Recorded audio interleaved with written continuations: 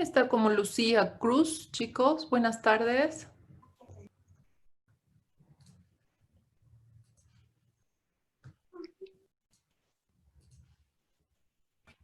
Lucía Cruz, está como Lucía Cruz alguien.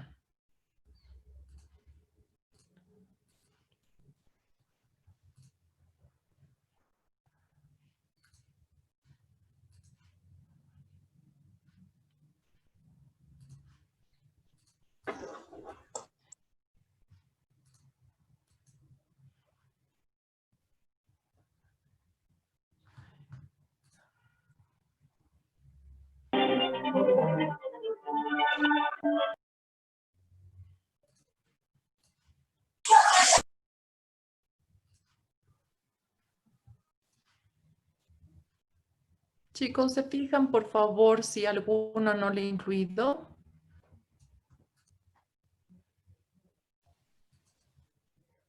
Tal vez me falta alguno. Una miradita, por favor. Creo que me falta uno o dos.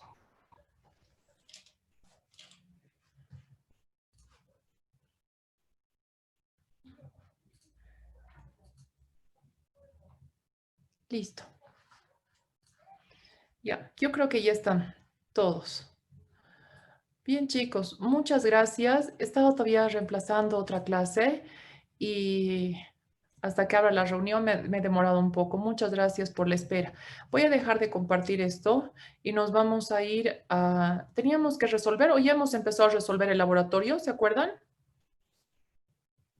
Recién teníamos que empezar a resolver, doctora. Hoy. Ok, tenían que avanzar, ¿no ve? Igual ustedes por su cuenta y vamos a irlo viendo. Entonces yo voy a colocar, voy a poner esto, quiero ver el laboratorio y vamos a empezar.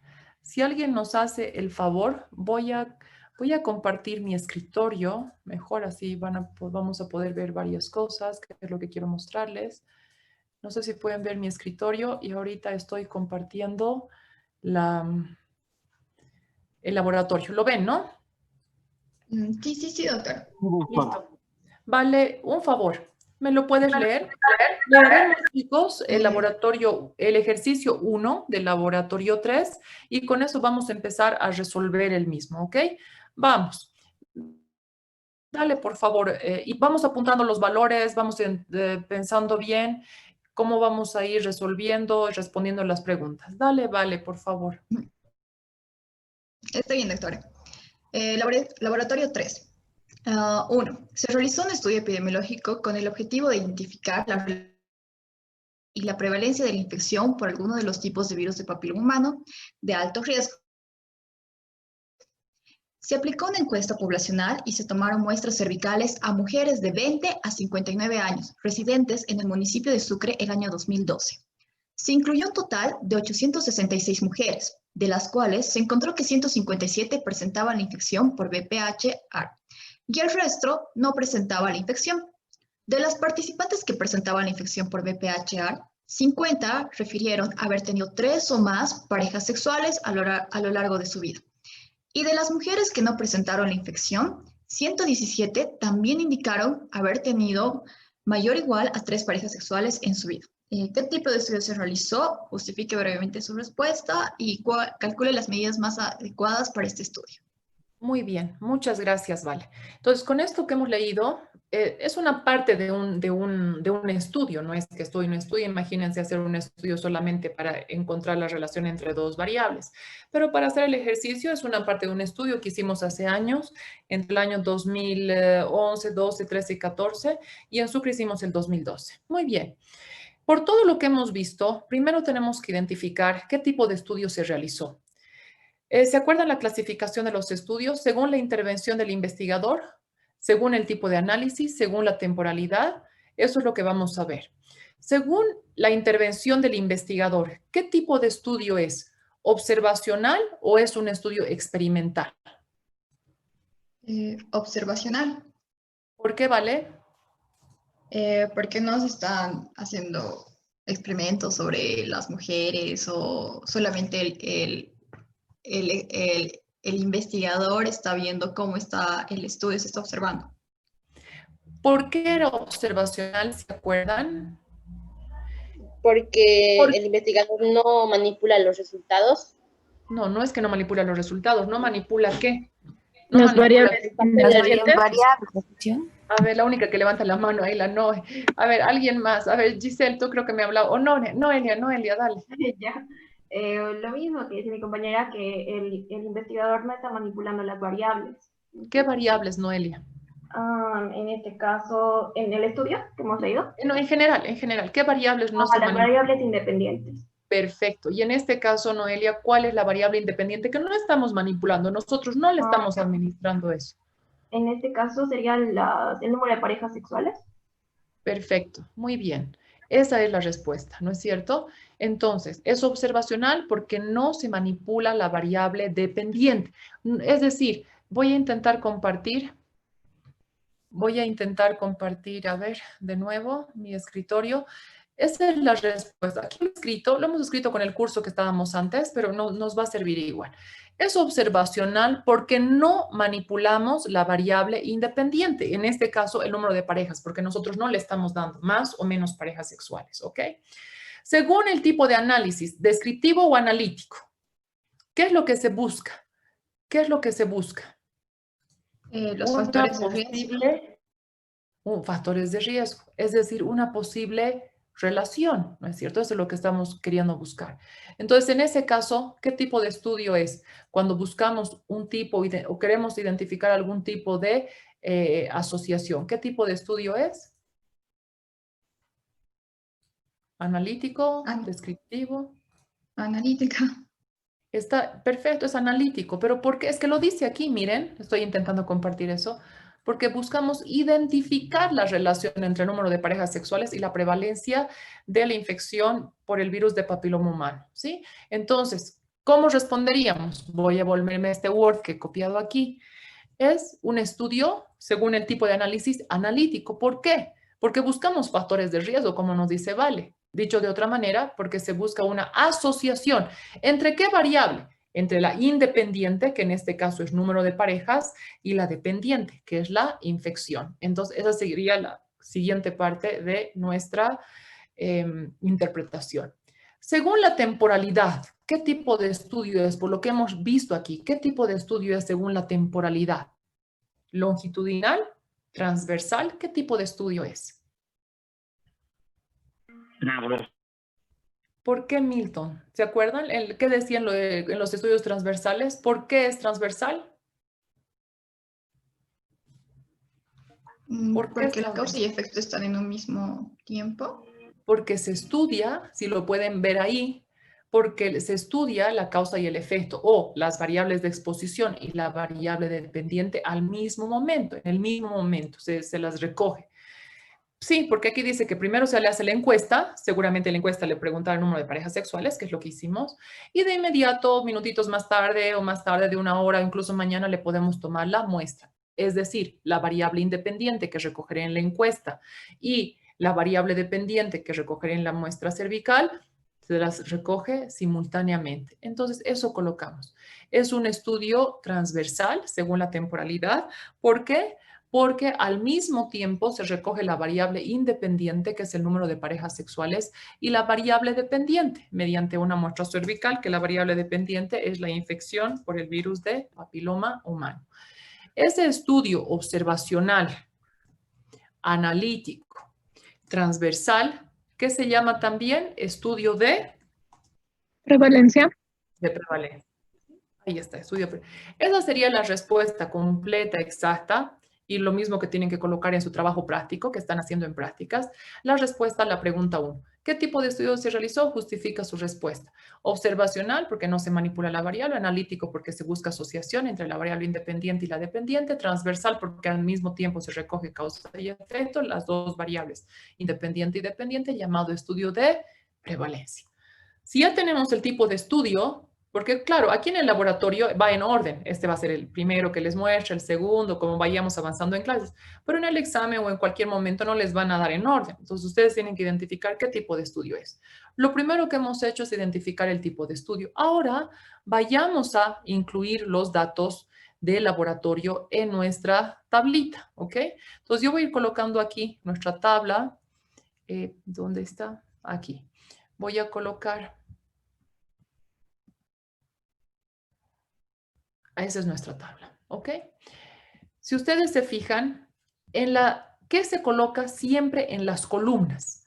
En las columnas siempre se coloca la enfermedad, la variable dependiente. En este caso, la infección por el virus de papiloma humano. En un lado presente, en el otro lado ausente. ¿Qué se coloca en las filas? Siempre la variable independiente. En este caso, ¿cuál es una variable independiente? El número de parejas sexuales. ¿Quiénes serán las expuestas? ¿Y quiénes serán las no expuestas respecto al número de parejas sexuales? ¿Quiénes serán las mujeres expuestas? Las que tuvieron... Mayor o igual a 3 parejas sexuales. Perfecto. ¿Y quiénes serían las no expuestas? Las que tuvieron menos de 3 parejas sexuales. Perfecto. Yo lo tengo ya aquí resuelto, o por lo menos con los nombrecitos. Lo vamos a ir viendo ahorita. Ahí está. ¿Cómo quedaría nuestra tablita? Variable dependiente, infección por el virus de papiloma humano. Presente, las que tienen la infección. Ausente, las que no tienen la infección. En las filas, la variable independiente, número de parejas. ¿Quiénes son las expuestas? Las que han tenido 3 o más. ¿Y quiénes son las no expuestas? Las que han tenido menos de 3. Lo primero que llenamos, chicos, siempre, primero llenen los nombrecitos, tanto de la variable dependiente, la variable independiente. Porque si no lleno eso y quiero empezar a llenar las celditas sin saber qué es qué, ahí sí me voy a confundir. Entonces, primero lleno qué es la variable dependiente y qué es la variable independiente, quiénes son expuestos, quiénes no, y empiezo a llenar. Entonces, de acuerdo a los datos que tenemos, yo voy a ir colocando paralelamente aquí, voy a intentar compartir los dos, el laboratorio con sus datitos ahí y nuestra tablita. Ok, entonces si ustedes se fijan, y pueden ver, bueno, ustedes lo tienen en físico, es más fácil que poder verlo aquí. A ver, quiero minimizar esto un poco. Bien, ¿cuántas mujeres dice que ingresaron en total al estudio? ¿Cuántos eran el total del estudio? 866. Ok, eso viene al final, aquí N, ¿no es cierto? Abajo, N, 866. Entonces lo dejaríamos así, N igual 866. Ahora bien, aquí, bueno, se me han puesto con mayúscula, pero igual no importa. Siempre son con minúscula, chicos, ¿sí? No van a poner con mayúscula. A, B, C, D. ¿Qué dice? Que de todas las 866, 157 tenían la infección. ¿Qué celdas son las que tienen la infección? ¿Qué celdas? ¿Qué letras? A y B. A y C. A y C, correcto. A y C son las que tienen la infección. ¿Y cuántas son? Le colocamos ahí 157. Perfecto. ¿Cuántas no tienen la infección? No me dan el dato, pero yo lo puedo restar. Del total le resto las que tienen la infección y me sale que las que no tienen la infección son ¿cuántas? 709, ¿no? Muy bien. ¿Qué nos dice a continuación?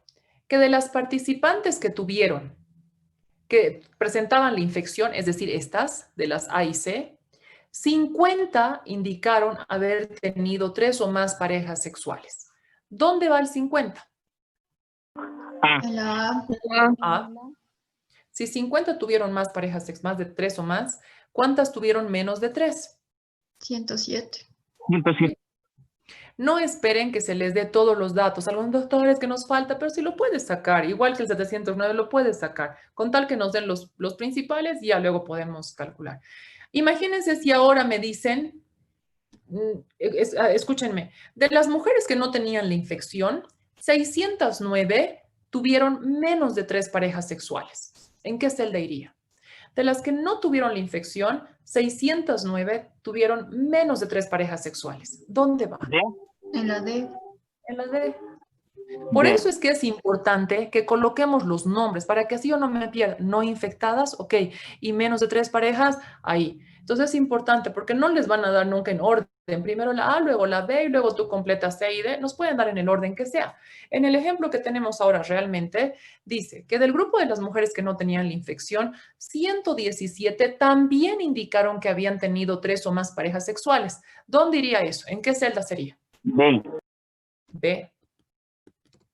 Y por lo tanto, ¿cuántas de las no infectadas tuvieron menos de 3 parejas sexuales? 592. Listo. Entonces, eso es las infectadas, las no infectadas, las infectadas con más parejas, con menos parejas, las no infectadas con más parejas, con menos parejas. ¿Cuáles son todas las expuestas? Es decir, todas las que han tenido 3 o más parejas sexuales. La suma de A y B. La suma de A y B son todas las expuestas, que son 167. Y la suma de C y D son todas las no expuestas, es decir, 699. La suma de A más B más C más D me tiene que dar N. Por lo tanto, si yo sumo A más B más C más D, es decir, estas me tiene que dar N. Y lo mismo aquí abajo, si yo sumo las filas A, aquí hay B, C, D, me tiene que dar también el total, las 866. Corroboremos, alguien que no lo sume, 167 más 699, tiene que darnos esto. Y la suma de las columnas también tendría que darnos esto. Si está bien, quiere decir que hemos llenado bien y a partir de ahora podemos empezar a hacer los cálculos, ¿ok? ¿Cómo está? ¿Hemos llenado bien? ¿Nos da lo mismo? Sí. Ok. De ambos lados nos da 866. Entonces digo, ok, hemos llenado bien y ahora lo que vamos a hacer es empezar a hacer los diferentes cálculos.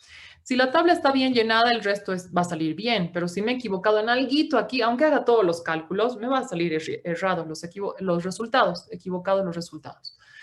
¿Qué medidas se calculan en los estudios de prevalencia? Voy a ir yo compartiendo, chicos, porque tengo avanzado ya en el lado izquierdo. Voy a ir compartiendo lo del lado derecho y el lado izquierdo. Entonces, el lado derecho, síganme en el lado derecho de la pantalla. ¿Qué medidas se calculan? Medidas de frecuencia y medidas de asociación. Entonces, en los estudios de prevalencia, si se acuerdan en el tema 7, hablábamos de esto, que se calculan medidas de frecuencia para ver cuál es la frecuencia de la enfermedad en expuestas y en no expuestas, y vamos a ver cuál es la asociación entre el número de parejas sexuales y la infección por el virus de papiloma humano. Entonces, ¿cómo se calculan? ¿Cuáles son las medidas de frecuencia para un estudio de prevalencia? La prevalencia en expuestos, en el grupo de expuestos, la prevalencia de la enfermedad en el grupo de expuestos y la prevalencia de la enfermedad o del evento que esté estudiando en el grupo de no expuestos. En nuestro caso, ¿la prevalencia de qué estamos estudiando? De la infección por el virus de papiloma humano de alto riesgo. ¿Y en quiénes? En las expuestas. ¿Quiénes serían las expuestas? ¿Quiénes son las expuestas? Los que tienen mayor o igual de 3 parejas. Perfecto, lo he puesto ahí, ¿ok? Entonces, ¿qué es lo que vamos a calcular? La prevalencia, en este caso de la infección, podría ser la prevalencia de diabetes, la prevalencia de cualquier enfermedad. La prevalencia de la infección por el virus de papiloma humano en las expuestas, es decir, en las que han tenido más parejas, y también quiero ver cómo es la prevalencia de la infección por el virus de papiloma humano, pero en las mujeres no expuestas, es decir, en las mujeres que tuvieron, ¿qué? ¿Quiénes son las no expuestas? Las que tuvieron menos de 3. Perfecto, menos de 3 parejas. Muy bien. ¿Cómo lo hago entonces? Fíjense aquí. Es facilito. Dice A sobre A más B, C sobre C más D. Pero no se aprendan esto de memoria, porque estos no son fórmulas. Es solamente deducir de aquí. Si yo quiero ver la prevalencia en las expuestas, solamente miro a las expuestas. Las expuestas, ¿qué celdas son? A y B.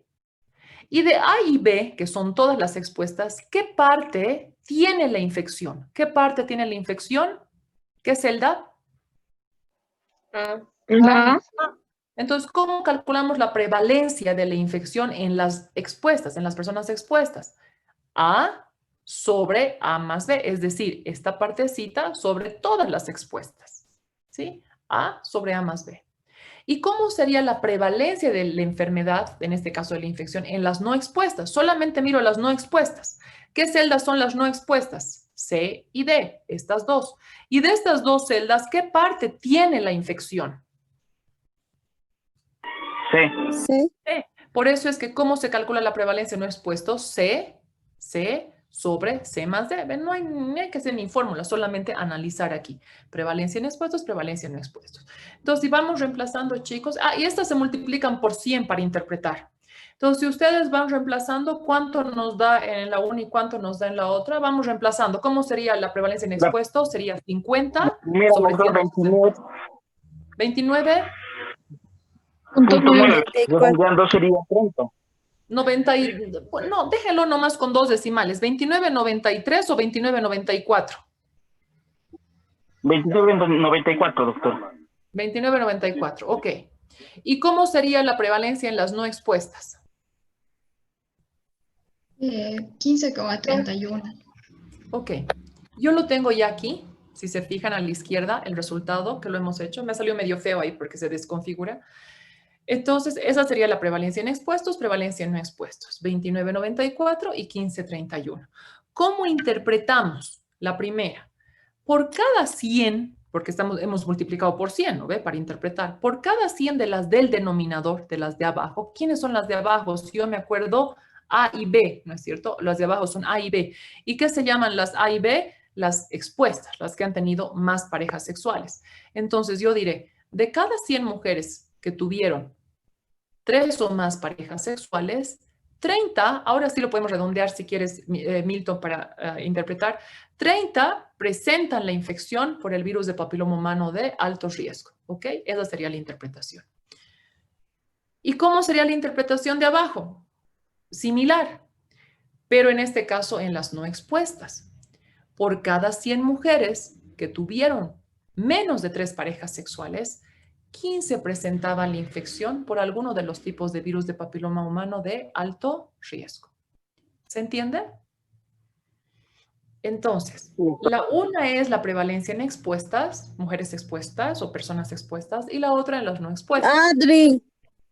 Ahora bien, esto es para la relación entre el número de parejas y la infección. Podríamos saber aquí, por ejemplo, una vez que ya termino de calcular todo, ahora mi variable de exposición ya no va a ser número de parejas, va a ser uso de condón, digamos. ¿Quiénes serían las expuestas? Las que no usan condón, las que sí usan condón. El número de mujeres infectadas no va a cambiar, siempre va a ser 157 y siempre 309, si fueran los datos de este estudio. Lo que sí van a cambiar van a ser las celditas, porque puede ser que ahora las que no usan condón no sean 50, sean 40, sean 80. Y así hacemos una tablita para cada relación, ¿ok? Ahora solo estamos haciendo una. Como estas solo son medidas de frecuencia, lo único que me permiten a mí saber es en cuál de los dos grupos es más frecuente presentar la infección. Y ustedes, por lo que ven de cara a esos resultados, ¿en cuál de los dos grupos había sido más frecuente la infección por el virus de papiloma humano? En las expuestas, doctor. En las mujeres que tuvieron más parejas, en las expuestas. Hasta ahí puedo llegar con las medidas de frecuencia, no puedo llegar más. Solamente podré decir, que es lo que dice aquí, nos permiten estimar la frecuencia de un evento, el evento de interés que estemos estudiando, en el grupo de expuestas y también en el grupo de no expuestas. Lo único que puedo decir es que es tanto más frecuente en las unas y tanto más frecuente en las otras. Y en este caso vemos que es más frecuente en las mujeres expuestas, es decir, en las mujeres que tuvieron más de tres o más parejas sexuales. No puedo decir que el haber tenido más parejas sexuales es un factor de riesgo. No puedo, porque solamente son medidas de frecuencia. Para hablar de factores de riesgo o de protección y demás, ¿qué medidas tenemos que calcular? Las que acabo de poner al lado izquierdo, las medidas de asociación. ¿Qué medidas de asociación se pueden calcular en los estudios de prevalencia? 2 medidas. Si ustedes se acuerdan que decíamos la razón de prevalencia y más abajito van a encontrar el odds ratio, que es lo más frecuente, el odds ratio.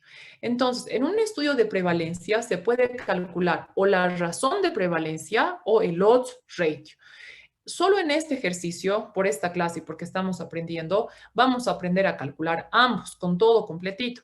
Pero en las prácticas solamente vamos a utilizar uno, el que ustedes decidan. ¿Qué es lo más común que los investigadores calculen en un estudio de prevalencia? El odds ratio. Por eso es que en los diferentes artículos que ustedes han visto había odds ratio. Entonces, en nuestras prácticas y demás, para un estudio de prevalencia vamos a calcular el odds ratio, pero veremos cómo se calculan ambos porque tenemos que saberlo.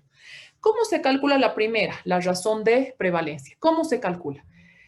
Se calcula dividiendo la prevalencia en expuestos, ¿no es cierto? A sobre A más B, la prevalencia en expuestos, sobre la prevalencia en no expuestos. La prevalencia de unos, los expuestos, sobre la prevalencia de los no expuestos.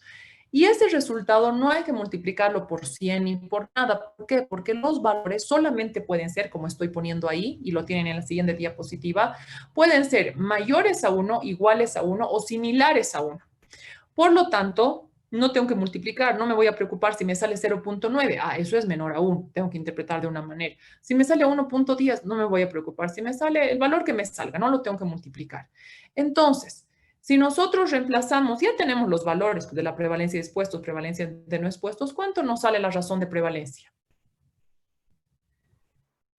1.95. 1.95. Yo le pongo aquí. ¿No le sale 96? Los chicos me dictaron Sí, antes es 96. 1.96. Ok. Entonces lo tengo aquí. Si ustedes lo pueden ver, chicos, porfa, lo tengo ahí. Entonces, está el valor ahí. A ver, lo voy a poner esto un poquito más grande. Ok. Ese es el resultado. 1.96. Lo quiero poner un poquito más grande. Bien. 1.96. ¿Eso qué es? ¿Es más de 1? ¿Menos de 1? Vamos a ver a continuación. ¿Qué es lo que dice? Si es más de 1, significa que el factor de exposición es un factor de riesgo. Si es menos de 1, significa que el factor de exposición que estoy estudiando es un factor de protección. Y si es igual a 1, significa que el factor de exposición no influye, es indiferente. ¿En cuál de los casos nosotros dijimos que había asociación? Cuando era protección, por eso aquí les he puesto asociación. ¿Y cuando era qué? Cuando era riesgo. Cuando es más de 1 o es menos de 1, vamos a hablar de que hay asociación. Sí hay asociación. Digamos, como para riesgo o como para protección. Hay asociación. Cuando no hay asociación, y es lo que no quisiera encontrar, porque si encuentro que no hay asociación, quiere decir que no influye para nada. Ese factor que estoy estudiando no influye para nada, ni para riesgo ni para protección. Pero me va a salir, en algunos de los casos o en varios, me va a salir que el factor es indiferente. Cuando es 1 o similar a 1, el factor es indiferente y voy a decir que no hay asociación. En este caso de nuestro ejercicio es mayor a 1, ¿sí? ¿Qué diríamos entonces del número de parejas sexuales? Del haber tenido más de tres o más parejas sexuales. ¿Qué es el haber tenido más de 3 parejas sexuales? Es un factor de riesgo. Un factor de riesgo para la infección por el virus de papiloma humano. Ok, ¿cómo se interpreta entonces? Lo tengo ya aquí, que lo he escrito con sus compañeros de antes y lo tenemos ahí. ¿Qué dice? ¿Cómo se interpreta este 1.96? Dice, la probabilidad de tener la infección por el virus de papiloma humano es de 1.96 veces. Es de 1.96 veces. ¿En quiénes? ¿En quiénes? En las mujeres expuestas, es decir, en las mujeres que tuvieron 3 o más parejas sexuales, en relación a las que tuvieron menos de 3 parejas sexuales. Porque las de aquí arriba, ¿quiénes eran las expuestas? Y la prevalencia en expuestos, ¿no es cierto? Lo que estaba aquí arriba era la prevalencia en expuestos y lo que queda abajo la prevalencia en no expuestos. Por eso es que estamos diciendo que la probabilidad de tener la infección es 1.96 veces. ¿En quiénes? En las del numerador, es decir, en las que tuvieron más parejas, en relación a las no expuestas, las que tuvieron menos parejas. ¿Se entiende? Sí, doctor. Por tanto, seguimos en la interpretación. Por tanto, el haber tenido 3 o más parejas sexuales, ¿qué es? Es un factor de riesgo para la infección por el virus de papiloma humano. ¿Ok? Esta sería la interpretación. ¿Sí? Esta que he puesto ahorita en marcadita en azulito. ¿Ok? ¿Entendido? Sí, doctora. Vamos a saltarnos ahora, porque además de haber calculado la medida de asociación, teníamos que calcular sus intervalos de confianza. ¿Por qué? Porque esta estimación, esa razón de prevalencia de 1.96, es, como su nombre lo dice, una estimación. Solo estoy estimando, por lo tanto, tiene cierta variabilidad. Y para encontrar entre qué, por lo tanto, es necesario encontrar entre qué valores, entre qué valor inferior y qué valor superior se encuentra el verdadero valor de la razón de prevalencia. Es decir, la razón de prevalencia nos ha salido que es 1.96 y ahora tenemos que ver entre qué valor puede oscilar, entre tanto por debajo y tanto por arriba. Entre qué valores se encuentra el verdadero valor, se situará el verdadero valor de la razón de prevalencia. Y para el cálculo de este intervalo de confianza vamos a utilizar la fórmula que se utiliza para los estudios de corte, es decir, para el riesgo relativo. Y está aquí. Parece chino, lo voy a mostrar a la derecha, así parece súper complicado, pero es facilito, ¿ok? Y es lo que vamos a hacer. Entonces, si les parece, haremos nomás eso para no perder el tiempo y que no se vayan con tarea, porque quería darles como tarea, pero mejor lo resolvemos. Entonces, Vamos a ver, ¿cómo se calcula? Lo voy a borrar esto para que lo vayamos haciendo. Esto es lo que hemos hecho con los chicos. Bien, esta es la formulita para calcular. ¿Sí? ¿Cómo se calcula el intervalo de confianza? Es decir, con un 95% de seguridad voy a poder decir el límite inferior es este y el límite superior es este otro. ¿Cómo se calcula? Con el exponencial de ¿qué? Del logaritmo natural de la razón de prevalencia, voy a ir reemplazando, ahorita les digo, más menos 1.96 por el error estándar del logaritmo natural de la razón de prevalencia. Es facilito. Para el límite superior, signo más, y para el límite inferior, el signo menos. Esta es la fórmula general y de ahí voy a ir reemplazando. Más, menos para el límite superior y para el límite inferior. Aquí me he equivocado y es que les pido que por favor ustedes lo corrijan, porque esta fórmula es la misma que se utiliza para el riesgo relativo que se calcula en los estudios de incidencia. Y como yo le he copiado la misma fórmula, se me ha en razón de prevalencia, no estamos en riesgo relativo. Entonces la segunda era y cámbienla por P, ¿ok? Que en la presentación está así. ¿Sí? Ok, asícito sería. Bien. Entonces, ¿cómo voy a empezar? Primero empezaré por esto. ¿Cómo se calcula el error estándar del logaritmo natural de la razón de prevalencia? Si ustedes se fijan, dice, hay que reemplazar, es igual a la raíz de 1 sobre A, busco el valor de A, ¿no ve? 1 sobre A menos 1 sobre A más B, 1 sobre 167, más 1 sobre C, 1 sobre 107, menos 1 sobre C más D, 1 sobre 699, ¿ok? Entonces, es fácil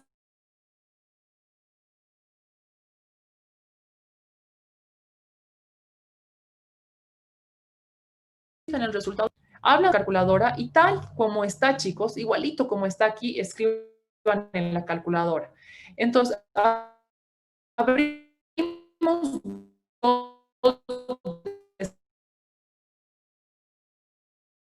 sí, abrimos lo dividido entre el valor de 1 entre 50, ¿no ve? Cierro paréntesis. Vayan siguiendo igualito, por favor. Cierro paréntesis. Menos 1 sobre ¿cuánto? Abro paréntesis, menos, abro paréntesis. 1 dividido, tienen que poner el simbolito dividido, A más B. ¿Cuánto es A más B?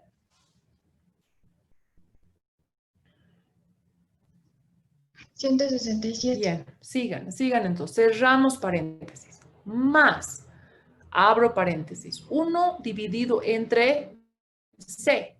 1 dividido entre 107. Cierro paréntesis. Menos, abro paréntesis. C, 1 sobre C más D. 1 sobre 699. Cierro paréntesis y cierro paréntesis. Al principio 2, al final 2.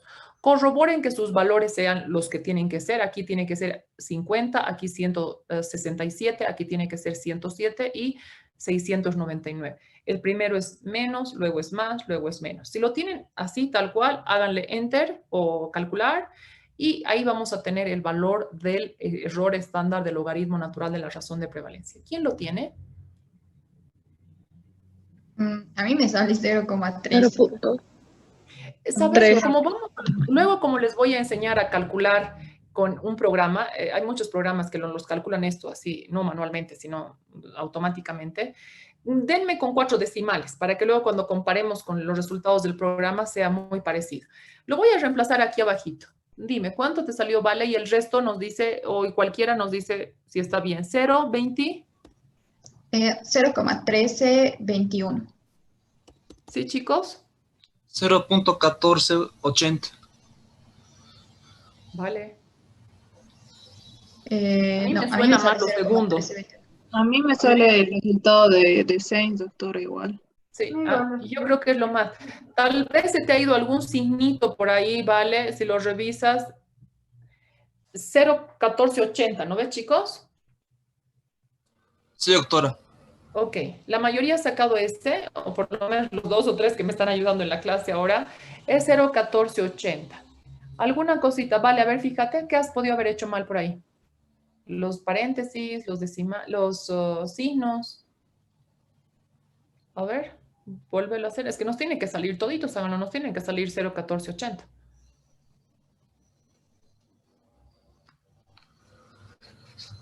Vale, solo te estamos esperando, dependemos de ti. Sí, perdón, doctora, estoy revisando, pero Has puesto 2 paréntesis al principio, 1 dividido entre 50, cierras paréntesis, menos 1 dividido entre 167, cierro paréntesis, más 1, abro paréntesis, 1 dividido entre 107, cierro paréntesis, menos, abro paréntesis, 1 dividido entre 699, cierro paréntesis y cierro paréntesis. Tiene que estar así. sí, doctora, ya me salió, ya sé en que me he equivocado. Si es que uno a veces se equivoca una pequeña cosita y varía. Ok, entonces eso lo vamos a reemplazar aquí. Eso es el error estándar del logaritmo natural de la razón de prevalencia, 0,1480, y también aquí, porque es lo mismo, 0,1480. Ahora bien, lo primero que tenemos que hacer, si aquí veremos, reemplazaremos. ¿Cuánto es la razón de prevalencia? 1,96. En este ejercicio, seguramente no he cambiado algún dato. Justo nos ha salido, es que son datos reales, pero ¿qué nos ha salido? Que justo la razón de prevalencia es 1,96 y justo tenemos esta constante que es 1,96. Esta es una constante, chicos, ¿ya? Cuidado que crean que es la razón de prevalencia. La razón de prevalencia es esta, que podía habernos salido cualquier valor, 2,15. Lo único que no va a cambiar es este segundo. Este 1,96 es una constante, ¿ok? Entonces, solo por esta vez sale que es lo mismo, pero no se confundan, 1,96. Y aquí abajo igual, logaritmo natural de 1,96. Entre estas operaciones, ¿cuál es la primera que hacemos? Si ustedes se acuerdan y aprendíamos en colegio, entre las multiplicaciones, sumas, restas, divisiones, primero se hacen divisiones, multiplicaciones, luego sumas y restas. Por lo tanto, primero haremos la multiplicación de esto y luego le vamos a sumar al resto y demás, ¿ok? Entonces, multipliquen eso y yo ahí voy a escribir cuánto le sale 1,96 por 0,1480. 0.29. Lo voy a reemplazar nomás. Si a ustedes no lo reemplacen, sigan haciendo a continuación. 0,29, ¿cuánto? Con dos decimales más. 0, 0, doctora. 0. ¿No hay un 1? No, sería el último en 1. 0,29008. Y entonces el último, ¿qué sería? 1. 1, eso es. 0,2901, redondeando. Y aquí abajo lo mismo. Lo copio exactamente lo mismo. ¿Ok? Bien, sigamos. Para el límite superior, tenemos que sacar el logaritmo natural de 1,96. Aprieten la teclita, en la calculadora hay un LN, igualito que esto, LN. LN, colóquenle LN de 1,96. ¿Cuánto nos da eso? Con 4 decimales igual. 0.6729. Perfecto. Y aquí abajo lo copio lo mismo, me va a salir lo mismo. Eso es. Ahora, para lo de arriba sumemos y para lo de abajo restemos. Y me dicen cuánto es el resultado de arriba y cuánto es lo de abajo.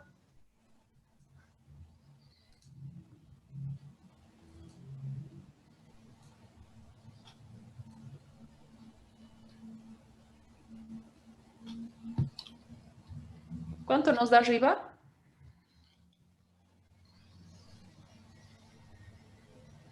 La suma de estos chicos volando, 0,7720. 0.9630. Perfecto. Aquí a la izquierda lo estoy poniendo, ya 0,9630. ¿Y lo de abajo?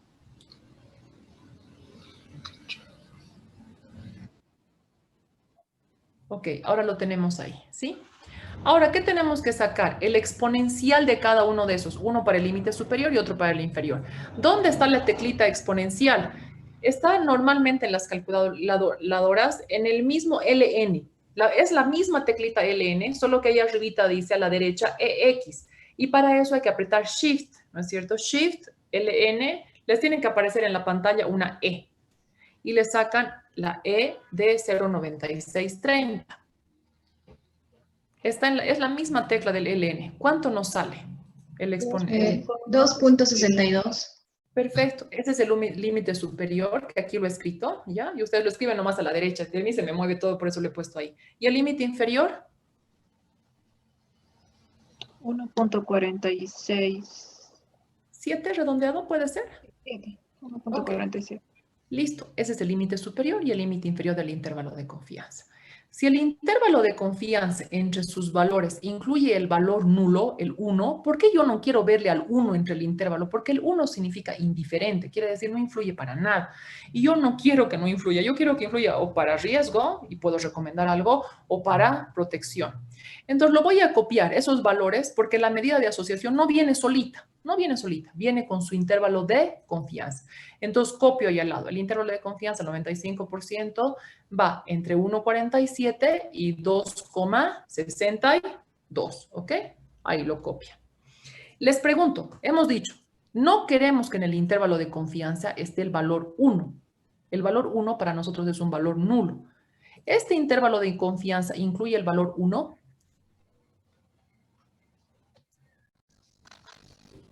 Ahí me quedó el 1. ¿Dónde se ha quedado el 1? Atrás. Digamos, ¿no? Por abajo. Entonces dice, la medida de asociación, es decir, es un valor de hay asociaciones 1,96 y puede oscilar entre 1,47, no llega al 1 porque el 1 está más abajo, y puede ser a 2,62. Cuando no incluye el 1, yo digo que realmente ese es un factor de riesgo. ¿Cómo se interpreta entonces el intervalo de confianza? Y como el intervalo de confianza no incluye el valor 1, no está aquí metido el 1, entonces el haber tenido 3 o más parejas sexuales es un verdadero factor de riesgo.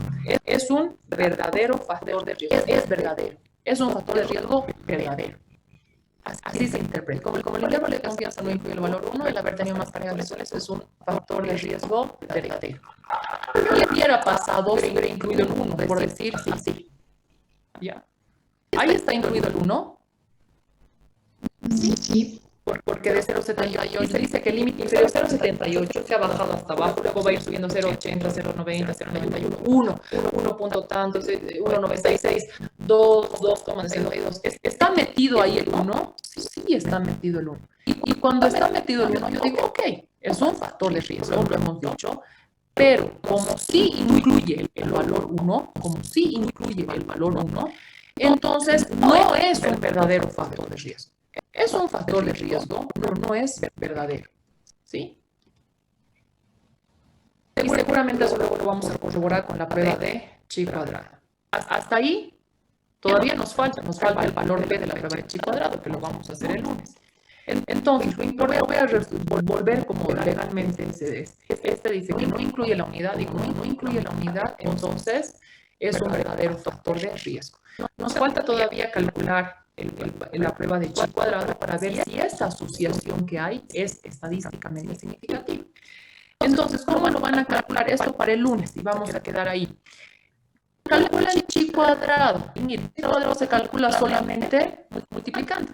El reemplazo se hace el A, D, menos B, sea los valorcitos de la tabla, por N, que es el total, y ahí voy a sacar chi cuadrado. Solamente reemplazo los valores A, B, C, D de la tabla. Y con eso lo vamos a hacer el lunes. Les voy a mostrar yo cuánto es el valor P. Se buscan estas tablas. Es facilito, pero parece complicado, pero es fácil. ¿Ok? Entonces, para el lunes calculamos este chi cuadrado. ¿Y qué cosita más vamos a calcular? La otra medida de asociación, que es el odds ratio. ¿Y cómo se calcula el odds ratio? Se calcula A por D y A por D, así. ¿Dónde está? Es que aquí no está. Está de este otro lado. Se calcula A por D sobre D por C. Entonces, calculan para la siguiente clase el odds ratio, esos mismos valores, dicen si es riesgo, protección o indiferente, y luego calculamos el intervalo de confianza con una formulita similar, pero más fácil todavía, porque ahora saben cómo es 1 sobre A más 1 sobre B más 1 sobre C más 1 sobre D. Y de esa manera vamos a tener el límite inferior y el límite superior. Luego habría que calcular chi cuadrado, pero ya no hace falta que lo calculen doble, porque ya lo han calculado antes, ya lo han calculado ya arriba, no hace falta que lo calculen 2 veces. Y con ese chi cuadrado vamos a ir a buscar en la tablita el valor de P. ¿Entendido? Entonces, para resumir, espero que hayan entendido. Igual la siguiente clase para cualquier duda, me preguntan. Los que han participado les agradezco mucho que me han ayudado bastante. Para la siguiente clase, entonces, calculamos chi cuadrado de la razón de prevalencia, que es lo que queda. Luego, se saltan esto, no se preocupen, lo hacemos conmigo. Calculamos el odds ratio. decimos si el riesgo de protección muy diferente, calculamos sus intervalos de confianza y ya no hace falta volver a calcularlo, copia nomás hacia cuánto sería el valor de chi cuadrado. Y con eso revisamos y el lunes terminamos este tema, ¿les parece? Está bien, doctora. Entonces, yo lo que voy a hacer ahora, estoy compartiendo mi lista. Vamos a empezar el lunes, como saben, y les he dicho, ya estamos con el proyecto de ECOS y otros proyectos. Tengo que estar sí o sí con toda la gente y los chicos que nos ayudan, lo saben, desde las 8, incluso un poco antes. Voy a llegar a las 8. Entonces les pido, por favor, que el día lunes empecemos igual que el lunes anterior, un poquito así, súper puntuales, 7, aunque sean menos 10, yo voy a estar en el aula, para que así hasta las 8 menos 5 ya lo terminen. ¿Ya? Les quiero colocar a los que han entrado tarde y también les quiero colocar a los que han participado antes de irme, porque ahora tengo otra clase. Entonces sé que ha participado Loaiza por ahí, también me ha ayudado Vale. ¿Quién más? Hola, doctora. Déjame tu apellido por Encinas. ¿Quién más? No es. Sí. ¿Quién más? Science, doctora. Science. ¿Dónde está Science? Listo. Listo, chicos. ¿Alguien más que me esté olvidando? ¿Y quiénes han llegado tarde? Para que los coloque la asistencia y quedaríamos ahí. Nos vemos el lunes, ¿ya? ¿Quiénes han llegado tardecito? Creo que todos están. Por favor.